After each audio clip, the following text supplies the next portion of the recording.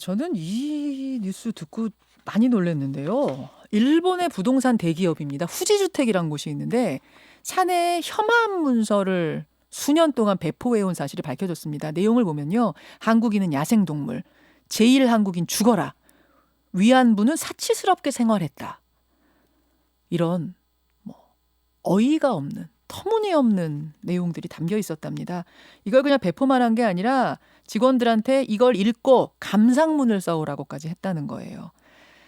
한 직원이 이 내용을 신고를 했고 법원이 5년 가까이 이 재판을 한 후에 이 사원이 입은 정신적 피해 이것을 인정했다고 합니다. 그러니까 기업이 패소를 한 거죠. 그러자 기업이 바로 항소를 하면서 말도 안 되는 판결이다. 대대적인 캠페인을 벌이고 있다는데요. 도대체 이게 무슨 얘기인지 일본 한번 연결해보죠. 일본 JP 뉴스 유재순 대표 연결이 돼 있습니다. 유 대표님 안녕하세요. 안녕하세요. 오랜만입니다. 오랜만입니다. 이게 또 무슨 얘기입니까? 네. 이 후지주택 뭐 하는 기업이에요? 네, 오사카에서 비교적 널리 알려진 기업인데요. 예. 자본금 48억 7천만 원의 사원수가 약 1,300여 명 정도 되는 창업 연수 47년의 주택 건설 전문 업체입니다. 주택 분양, 아파트 판매, 건축 관리, 토목공사 등 주로 집과 관련된 일을 하는 회사고요. 문제는 이마이 미츠오리라는 그 회장입니다. 바로 이 이마이 회장이 우익사관으로 똘똘 뭉쳐진 인물로 알려져 있습니다. 직원이 1,300여 명이면 정말 큰 회사네요. 네. 근데 어떤 식으로 혐한 분위기를 조장한 건지 제가 앞에서 잠깐 설명은 했습니다만 조금 더 구체적으로 알려주십시오.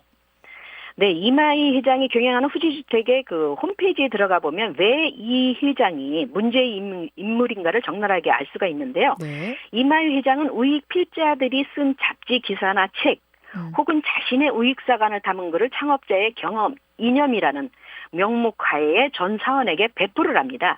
주로 역사를 왜곡하고 혐한에 가까운 내용들이 주류를 이루는데요. 네. 가령 식민지 시절 당시 조선인들의 창씨 계명은 강제가 아닌 스스로 원해서 일본 이름으로 바꾼 것이다. 자발적이다. 조선인 위안부들은 2층 독방이 있는 큰 저택에서 사치스러울 정도의 윤택한 생활을 하며 매춘으로 돈을 벌었다.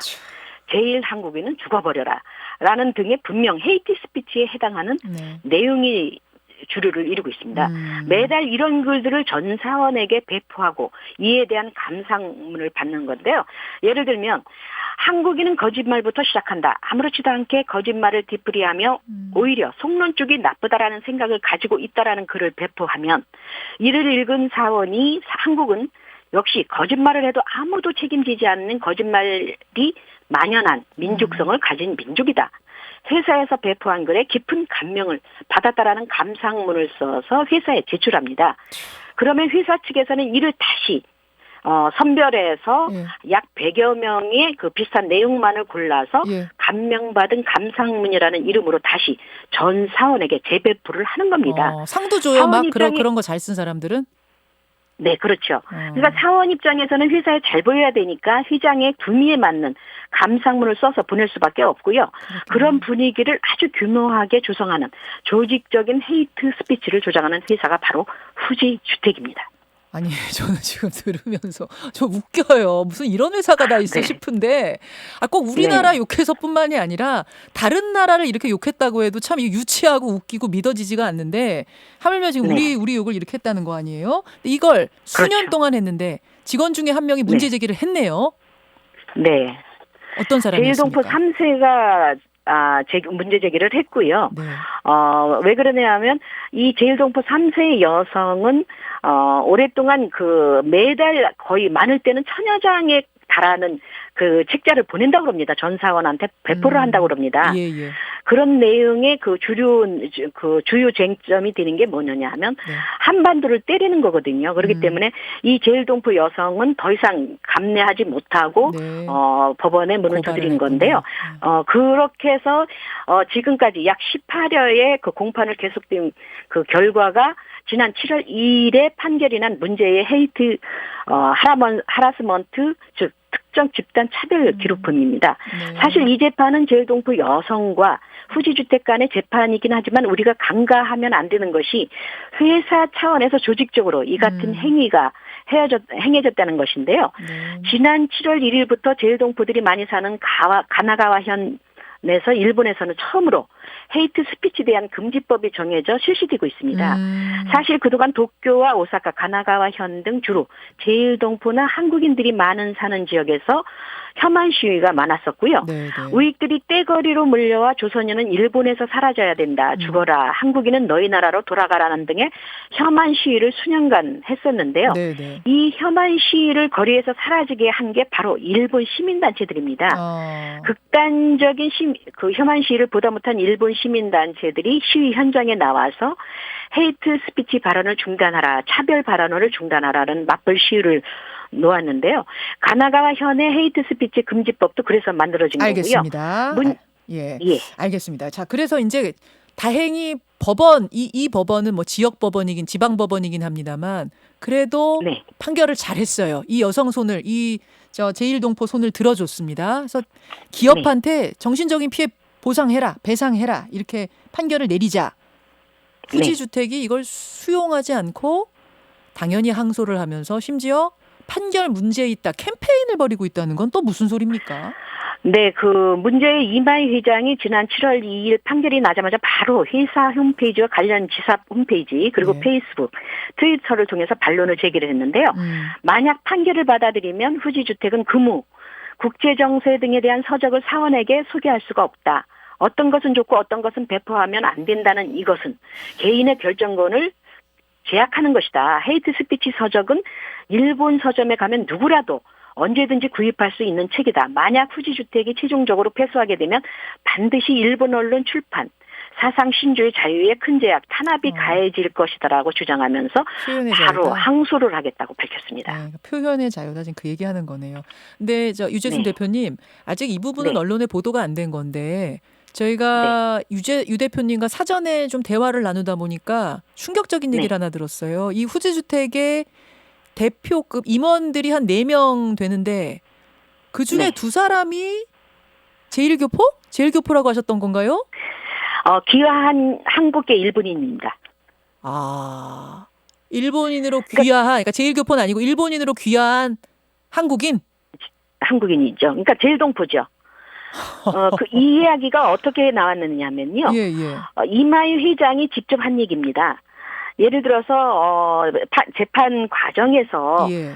제일동포 3세 여성에게 편견이나 차별이 없었다는 증처로 예. 자신의 그 회사의 간부, 그 최종 간부, 최고위 간부 4명 중에 2명이 일본인으로 귀화한 한국계다.